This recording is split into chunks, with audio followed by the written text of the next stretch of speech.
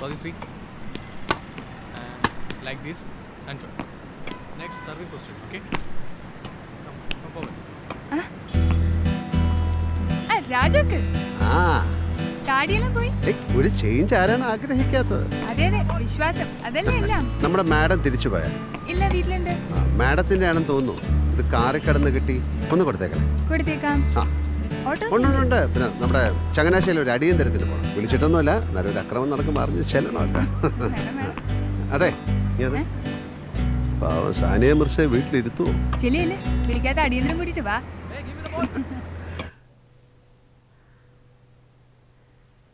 No, it's not mine. ഇതൊന്ന് സിസ്റ്റത്തിൽ connect ചെയ്തേ. എന്താ അതിനകത്തൊന്ന് നോക്കാം.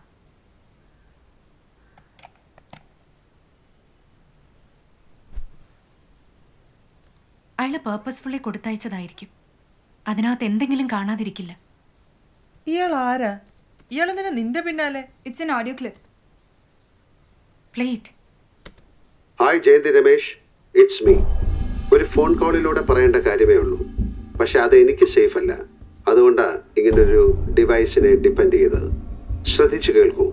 നിങ്ങളുടെ ഹസ്ബൻഡ് രമേശ് മേനോൻ കൊച്ചിയിൽ ഒരു ഗ്രൂപ്പ് ആളുകളുടെ കസ്റ്റഡിയിലുണ്ട്. അയാളെ റിലീസ് ചെയ്യണമെങ്കിൽ സുധീർ ഒരിടം വരെ ഒന്ന് പോകണം. ലിസൺ, സുധീർ മാത്രം. ഞാൻ ഇനി പറയുന്ന നമ്പറിൽ വിളിച്ചാൽ ചെല്ലേണ്ട സ്ഥലം അവർ പറയും. Number is 9496719341. ബൈ. ഈ ഇൻഫർമേഷൻ എത്രയും വേഗം സുധീറിനെ അറിയിക്കുക.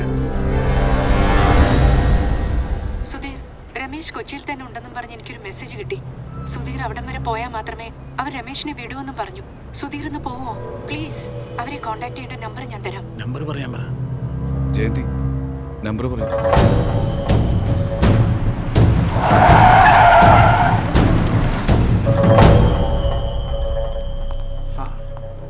എവിടെയായിരുന്നു സാറേ കാര്യം? നമ്മൾ പറഞ്ഞ പണി എയർപോർട്ടിൽ നിങ്ങൾ എടുത്ത് സാധനം പുറത്തേക്ക് ചാടുകയും ചെയ്തു. അത് കഴിഞ്ഞിട്ട് നടന്ന കളിയിൽ നിങ്ങൾക്ക് റോൾ ഉണ്ടോന്നാ നമുക്ക് അറിയേണ്ടത്. വന്ന ഷാപ്പിട്ടി എന്ന കാര്യം ഇവരാരും പുറത്തറിയിക്കാതെ അതെവിടെ മിസ്സാവില്ലല്ലോ. നിന്റെ ഭാഗത്ത് എന്തെങ്കിലും പറയടാ. ഇവനെ ഞാൻ ചവിട്ടി കൂട്ടും.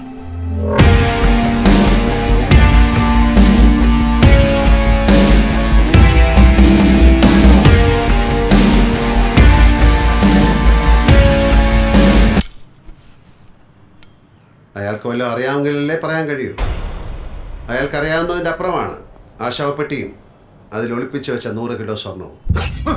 ഷാജി ഭാസ്കരൻ പറഞ്ഞ സത്യമാണ്. കോഫിനിലാണ് സ്വർണം ഒളിപ്പിച്ചതെന്ന് രമേശ് മേനോൻ പറഞ്ഞാണ് ആരോ അറിഞ്ഞത്. ദുബായിൽ നിന്ന് കരിപ്പൂർ എയർപോർട്ടിലേക്ക് 100 കിലോ സ്വർണം എത്തും. അത് ഷാജിക്കറിയാം. എങ്ങനെയെന്ന് അവസാന നിമിഷം അറിഞ്ഞത് മുഹമ്മദ് ഉണ്ണി മാത്രം. ഓപ്പറേഷന്റെ മാസ്റ്റർ പ്ലാൻ ബ്രില്യൻ്റാണ്. പ്ലോട്ട് മുഴുവൻ ഇൻവോൾവായ ആരുമായിട്ടും ഷെയർ ചെയ്തിട്ടില്ല. ഡിസൈനർ ആദ്യം ഭാര്യയെ കൊല്ലുമെന്ന ഭീഷണി. അതിൽ ഭയക്കില്ല എന്നറിഞ്ഞപ്പോൾ പണം നൽകി രമേശ് മേനോനെ ഒറ്റുകാരനാക്കി. പക്ഷെ അജ്ഞാത ശബ്ദത്തോടാണ് രമേശ് ആ രഹസ്യം പങ്കുവച്ചത്. അതാരാണെന്ന് കണ്ടുപിടിക്കണം. അങ്ങനെ നിധി ഒളിപ്പിച്ച മൃത്യുപേടകം വീണ്ടെടുക്കണം. നിങ്ങളുടെ കളി കണ്ടു നിന്ന കാഴ്ചക്കാർ മാത്രമായിരുന്നു ഞാനും എൻ്റെ ആൾക്കാർ. പക്ഷെ ഇപ്പോൾ മുങ്ങി താഴ്ന്നു പോയത് തിരികെ പിടിക്കാനുള്ള ശ്രമത്തിലാണ് ഞങ്ങൾ. നിങ്ങൾക്കാണ് കിട്ടുന്നതെങ്കിൽ നോ ഡിമാൻഡ്സ്. പക്ഷെ ഞങ്ങൾക്കാണെങ്കിലോ മുങ്ങിയെടുത്ത് ഞങ്ങൾ പൊങ്ങുമെന്ന് കരുതണ്ട. ഒരുമിച്ചാണ് വേട്ടയെങ്കിൽ പാതി ഞങ്ങൾ എടുക്കും.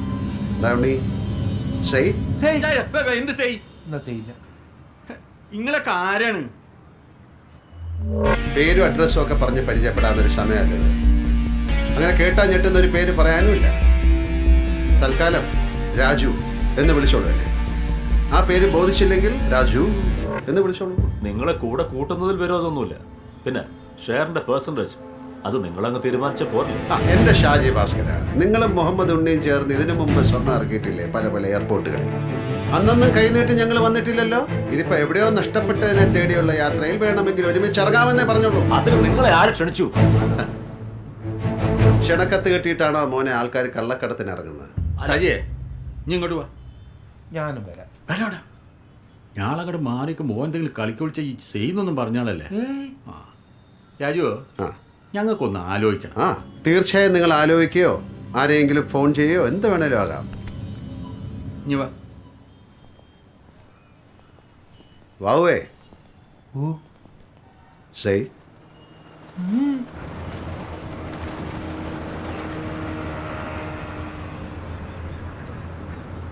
സർജി, നിങ്ങളെ കാണുമ്പോൾ പറയാൻ നല്ലൊരു വാർത്തയുമായി നിങ്ങളുടെ ഭാര്യ കാത്തിരിപ്പുണ്ട്.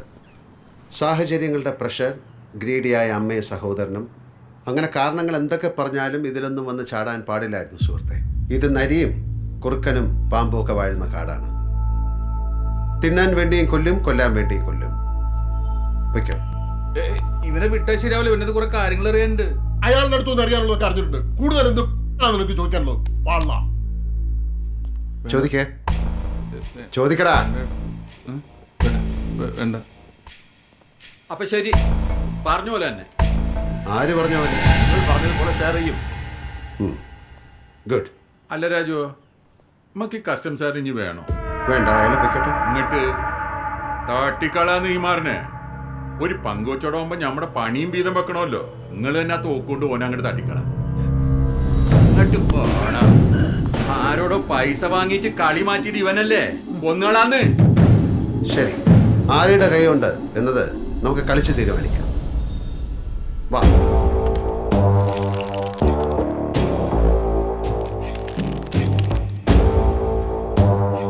ഉണ്ണി വെട്ടിക്കോ, പെരിശു കിട്ടുന്ന കൊല്ലും.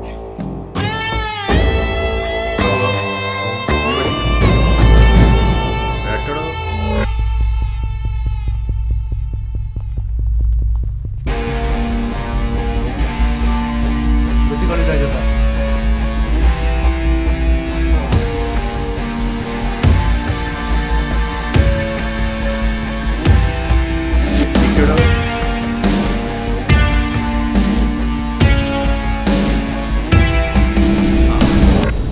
വൈകിക്കണ്ട രാജു സാറേ.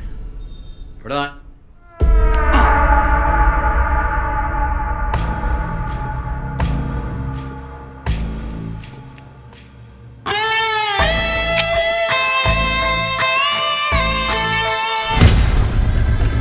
ജയറാം ഷേണായ്, പള്ളൻ ഡേവീസ്, രണ്ടും ഇങ്ങോട്ട് മാറിക്കേ.